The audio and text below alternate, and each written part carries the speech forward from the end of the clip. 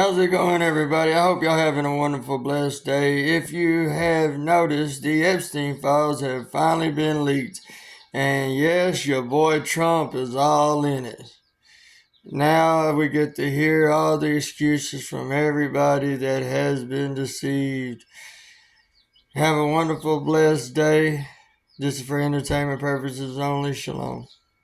President Trump is mentioned more than 1,000 times in the newly released documents reflecting a long-standing social and business connection between the two men.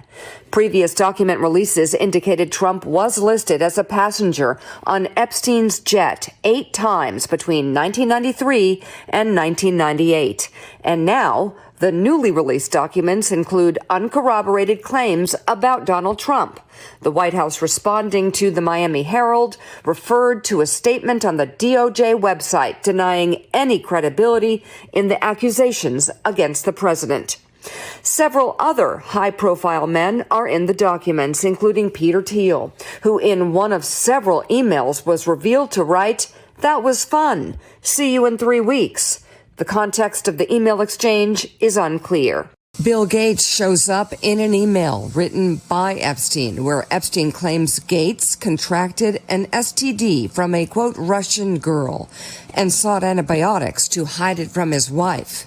A spokesperson for Gates called the claims absurd and completely false. Contrary to what he said publicly, New York real estate mogul Andrew Farkas co-owned a marina with Epstein, located near Epstein's Island, and the two exchanged affectionate and crude emails. The documents reveal Farkas himself also stayed on Epstein's private island.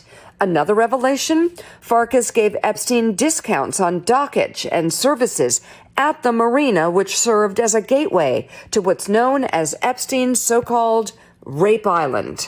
Billionaire Richard Branson shows up in the files too, hosting Epstein twice and exchanging friendly emails in 2013, joking about Epstein's harem and giving him advice about rehabilitating his image after Epstein's sex offender conviction. New York Giants co-owner Steve Tisch shows up hundreds of times in this latest tranche of Epstein-related files, mostly in 2013 emails where Epstein is proposing women for Tisch to meet, sending photos and bios. In one exchange, Tisch asks if a woman he met at Epstein's home is a, quote, working girl, and Epstein replies, NWVER. Then asks for Tisch's phone number, saying he doesn't like, quote, records of these conversations. Later, Epstein tells Tisch, you did well, and that the woman wants to see a play, but is freaked out about his age. In a statement, Tisch wrote in part that he did not take Epstein up on any of his invitations and never went to his island. The UK's Prince Andrew is shown in never-before-seen photos on a floor on all fours with an unidentified female, along with more exchanges with Epstein, arranging dinners and offering meetings with women. And another where Andrew invites Epstein to come here to BP, referring to Buckingham Palace. Many men whose names are in the documents had publicly and vehemently distanced themselves from the predator, but who are shown to have had seemingly friendly contact with Epstein. That includes a number of men in Donald Trump's orbit and his administration. Elon Musk had said in 2019 that Epstein tried repeatedly to get me to visit his island. I declined.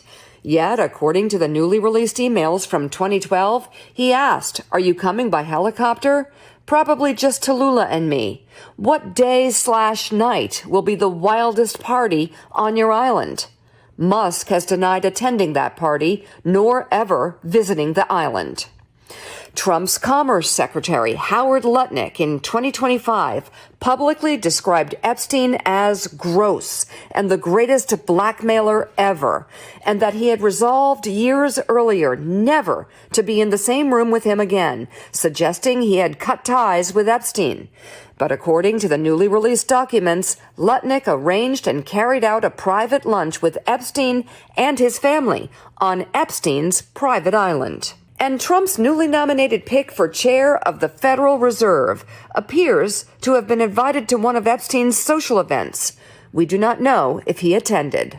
One other notable, the director of the newly released documentary Melania, Brett Ratner, appears in the newly released documents, including this photo of Ratner on a couch next to Jeffrey Epstein, with Ratner's arm around an unidentified female, and Epstein sitting shoulder to shoulder with another female, both of their faces obscured.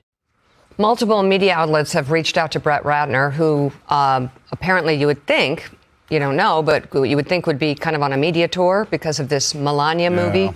No comment there. What you're looking at on your screen right now, maybe you've been wondering, is a journal that has been scanned in the Epstein files that was written by a 15/16-year-old girl. On this, it says 16. There were earlier pages that make it seem like she's younger, but around that age. And it's written by a victim of Epstein, someone that was trafficked by Epstein, and it seems to be one of the more extreme cases. She talks about the abuse that Epstein committed against her, other powerful men committed against her. And what's interesting about this document in particular, this journal, is that actually it's written in a cryptic way. So it's not just entries in a journal that you would read in like a book or anything. It's written in a very certain way to understand it. So, for example, let's just take this paragraph down here. It says LKMRLG. It's not how you read it. You read it down, then diagonal, then down again. So what I mean by that is it would actually be read as LIKE and then MARALAGO. You know what that spells out? Like Mar-a-Lago. Mar-a-Lago. That's what it spells out. This is a reference in this journal by an Epstein victim to Donald Trump's house. It says like Mar-a-Lago, and then bear with me here. It took me a long time to get a hang of reading this. It's quite difficult once you try to get through the words pretty quickly. But it says like Mar-a-Lago, and where I'd see Mr. Joe and Mrs. Ann. So that's what it says. And to be clear, we know that's what it says because in some of the entries of the journal, the DOJ or whoever investigated this actually transcribed it. So the full paragraph, you see, this is the part we read, like Mar-a-Lago and where I see Mr. Joe and Mrs. Ann. This is what the full paragraph on that page actually says, including some of the writing above. It says, "This is not surprising, but there's no such thing as a child prostitute. They are children and cannot consent. They are missing the biggest in my own backyard and so many more, like Mar-a-Lago and where I see Mr. Joe and Mrs. Ann."